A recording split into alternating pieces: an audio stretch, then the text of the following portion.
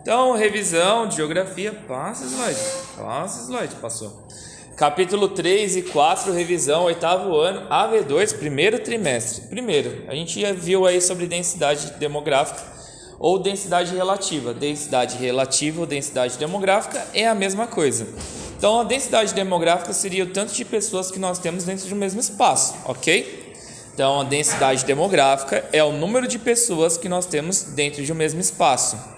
A exemplo, tipo, o Brasil, ele é populoso, porém pouco povoado. Nós temos a sexta maior população do mundo. Então, Brasil, nós temos a sexta maior população do mundo, só que essa população ela está mal distribuída. Então, aqui, ó, tem muita gente.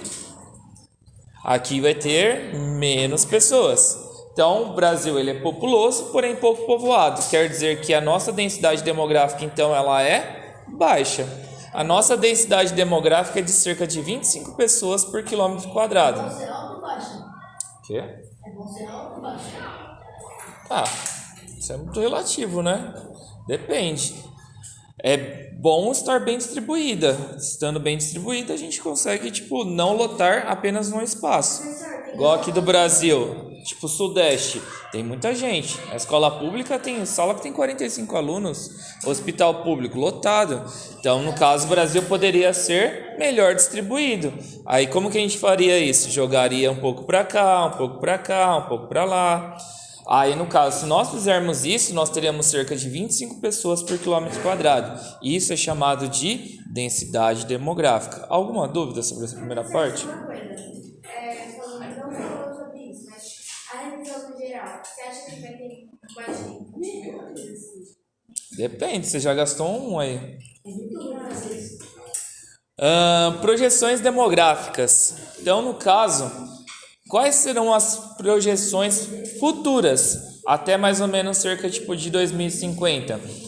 Nós aprendemos que a população ela está em queda, principalmente nos países mais ricos. Então, a projeção tipo para 2050 é que esses países desenvolvidos como Japão, Canadá, Estados Unidos, a França tem uma diminuição populacional. Exemplo tipo da terra lá do Muta. Lá já está faltando um trabalhador. Tem um incentivo muito grande para os familiares do Muta voltarem para o Japão, do Muta, do Newton, porque faltam pessoas para compor o mercado de trabalho. Então as pessoas não querem namorar. Quando, tipo, às vezes tem filho, é um só, e isso não repõe a população do território. Para repor a população é necessário que o país, cada família tenha cerca de 2,1 filhos por família. Quando é menor que isso, a população ela começa a entrar em queda. Alguma dúvida? Então, projeções dos países desenvolvidos é de diminuição. E quais são os problemas disso? Nós teremos falta de pessoas para o mercado de trabalho. E o que poderia ser feito para poder melhorar essa situação? Incentivo à natalidade, então incentivar as famílias a terem filhos, com propostas do governo, que a gente já viu várias, né, ao longo aí do trimestre. E também incentivo à imigração. Então, incentivo à imigração para poder compor o mercado de trabalho. E qual que é a tendência da projeção demográfica para os países mais pobres? É de continuar a aumentar. Então, tipo, lá no Japão, às vezes nem tem filho, quando tem só um. Países africanos estão fazendo filho a rodo. 4, 5, 7 barrigudinho e tome-lhe mais filho. E qual que é o problema disso quando as famílias elas são muito grandes? Quando as famílias são muito grandes, quando há um aumento populacional, nós teremos o quê? Desemprego. Porque tem muitas pessoas para compor o mercado de trabalho. E essas muitas pessoas, elas acabam, tipo, uma parcela ficando desempregadas. Então, isso daí seria uma consequência negativa deste aumento populacional. Dúvidas? E o que poderia ser feito para poder diminuir a população? Mentira, não é isso não. Melhorar a condição da saúde. Então, vacina não.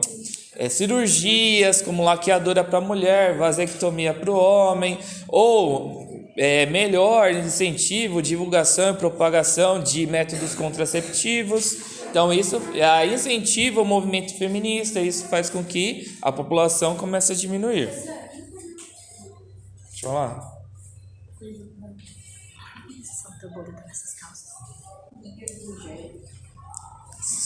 Melhor não entrar nesse assunto, né? Exatamente por isso. É melhor não entrar. Depois a gente conversa nós dois, tá? Próximo, envelhecimento populacional. O que seria envelhecimento populacional?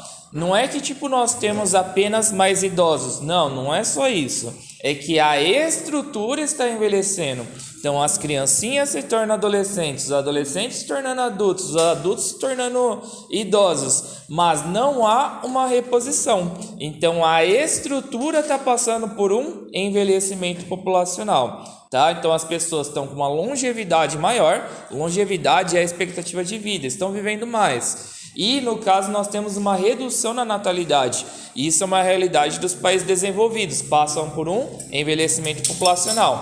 Depois você vai ter que falar sobre a natureza da América, tá? América. Lembrando, nós estudamos que a América ela é o terceiro maior continente. Terceiro? Acho que é o terceiro. Terceiro ou segundo? Qual que é o maior continente? A Ásia é o segundo. Segundo maior continente é a América. E por conta da sua extensão territorial, é muito grande, o que vai acontecer? Nós teremos muitas latitudes. Então imagina que tipo aqui é a América, não tenho tempo para poder desenhar bonitinho. Então esse daqui é a América, aqui o Canadá, aqui Chile e Argentina. Então no caso, por conta da sua extensão territorial, nós teremos muitas latitudes. Aqui a linha do Equador, muitas latitudes. E essas muitas latitudes fazem com que nós tenhamos aqui muitos climas diferenciados. Aqui vai ser mais quente e aqui mais frio. Então a extensão territorial americana faz com que nós tenhamos muitos climas diversos. O clima polar existe aqui, o clima frio existe lá no Canadá. Pode entrar. Então, o clima frio no Canadá, o clima temperado nos Estados Unidos. Obrigada, eu ia levá-las para o momento inicial. Dá para esperar um pouquinho? É que estou gravando a revisão para eles. Então, voltando. Nos Estados Unidos, clima temperado. Entre o México até o Brasil, nós teremos clima tropical. Equador, Colômbia, Peru, clima equatorial. Subtropical entre o Chile e a Argentina. Então, climas diversificados. Até deserto nós temos aqui, que é o deserto do Atacama. Então, climas diversificados. E o clima, ele vai acabar interferindo na formação vegetal. Então, de acordo com o clima, nós teremos uma vegetação. Se é um clima quente com muita chuva, nós teremos uma formação vegetal, exemplo tipo da Mata Atlântica ou da Amazônia. Se é um clima seco, nós teremos tipo igual do sertão nordestino, com cactos, com palmas. Se é um clima tropical, nós teremos uma vegetação de cerrado, que o mundo todo chama de savana, onde que as árvores são espaçadas. Ou se é uma temperatura mais fria, poderemos ter tipo a taiga, a tundra, que a gente chama, tipo, por exemplo, de pinheiro, de árvore de Natal, ou aquelas árvores coloridinhas, que são as árvores temperadas. Hidrografia. A hidrografia do hemisfério norte é diferente a utilização dela para o hemisfério sul. Então, os rios, por exemplo, do Canadá, dos Estados Unidos, a região dos Grandes Lagos, Mississippi, são áreas de planície e os rios são um pouco mais limpos do que comparado aos nossos. Então, esses rios de planície e rio limpo é utilizado mais para navegação. Então, há um grande transporte de importação e exportação entre os Estados Unidos e o Canadá. Já os rios do hemisfério sul, eles possuem áreas de planalto. Então, tipo, o rio tá aqui e pum, tem uma queda, entendeu? Pum, tem uma queda. Então essa queda, essa força, ela acaba sendo produzida para energias hidrelétricas. A exemplo da região de Itaipu, que fica entre o Paraguai e o Paraná. Fornece energia para 2 países e por conta dessa grande lá das cataratas do Iguaçu, que é uma grande queda que acaba fazendo com que produza energia. Alguma dúvida? Então, rios do sul, produção de energia. Rios do norte, navegação. E boa parte também dos rios do sul estão poluídos, né? Infelizmente. Exemplo do Tietê, Pinheiros. Relevo. Sobre o relevo, nós aprendemos que no Brasil ele está no meio de placas tectônicas. Isso faz com que nós ficamos tranquilão, de boa, estável. Porém, a atividade tectônica ela é intensa na costa oeste, oeste, mão esquerda, oeste, mão esquerda. Então, na costa oeste, lá entre o Chile, o Peru, há uma grande atividade tectônica, fazendo com que formações montanhosas surjam por lá. Lá nós temos a Cordilheira dos Andes e a maior montanha da América, que é o Aconcagua, que fica na Argentina, por conta das atividades tectônicas. E no norte, como estão as formações? Nós temos lá entre os Estados Unidos, que é os Montes Rochosos, nós temos a Serra Madre, que fica sobre o México. Tudo na costa oeste, mão esquerda, oeste. Do lado direito nós temos mais planaltos, serras e planícies. Próximo. Depois aqui, ó, a gente estudou também sobre algumas áreas turísticas, vimos vários vídeos que não pegou nenhum áudio, né? Era o meu cabo, troquei o cabo, agora está funcionando. Então, nós temos aqui 3 das 7 maravilhas do mundo moderno. As maravilhas do mundo moderno são as áreas mais lindas que nós temos no mundo. E 3 ficam na América. Uma fica lá, vocês aprenderam até na aula de história, lembra sobre os maias? Então, lá no sul do México tem as pirâmides de Chichén Itzá, que é uma construção maia, que é uma das 7 maravilhas do mundo. Nem as pirâmides do Egito estão classificadas como 7 maravilhas do mundo, e as pirâmides mexicanas estão. Pirâmides de Chichén Itzá, tá? Vai cair na prova, você vai ter que lembrar o nome dela. Tem que saber o nome da pirâmide? Sim, é uma das 7 maravilhas do mundo.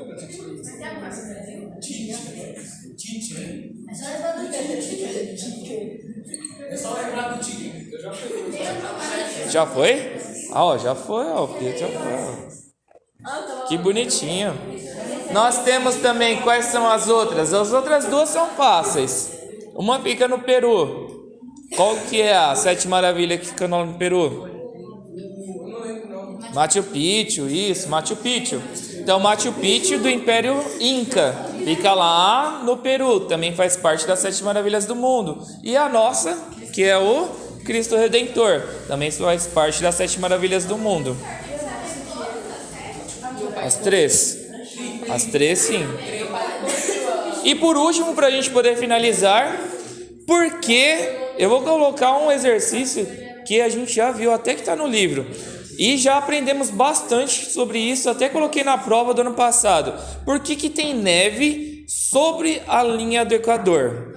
A linha do Equador não é para ser uma área quente? Sim, porque está aqui, ó, recebe mais radiação solar. Então, por que tem área que tem neve? Por exemplo, tipo lá próximo à Colômbia, ao Equador? Por conta de regiões montanhosas. Peru. Por que no Peru tem neve? Por conta de montanhas. Lembrando, quanto mais alto é mais, e quanto mais baixo é mais quente. Então, áreas de planície, áreas baixas, tipo Santos, Praia Grande, São Vicente, Mongaguá, Ilhabela, Ubatuba, são áreas quentes, porque a radiação solar é toda empurrada para baixo por conta da gravidade. E as áreas mais elevadas, aonde que a gravidade está empurrando para baixo, então as áreas elevadas vão ser frias, como a rarefeito. Então, tipo, vou ficar aqui fria só.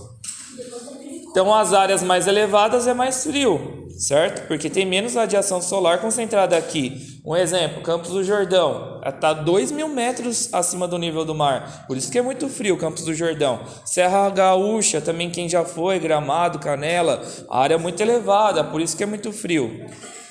Então, próximo à linha do Equador, tem neve por conta de áreas montanhosas. Alguma dúvida? Finalizando por aqui a revisão, então.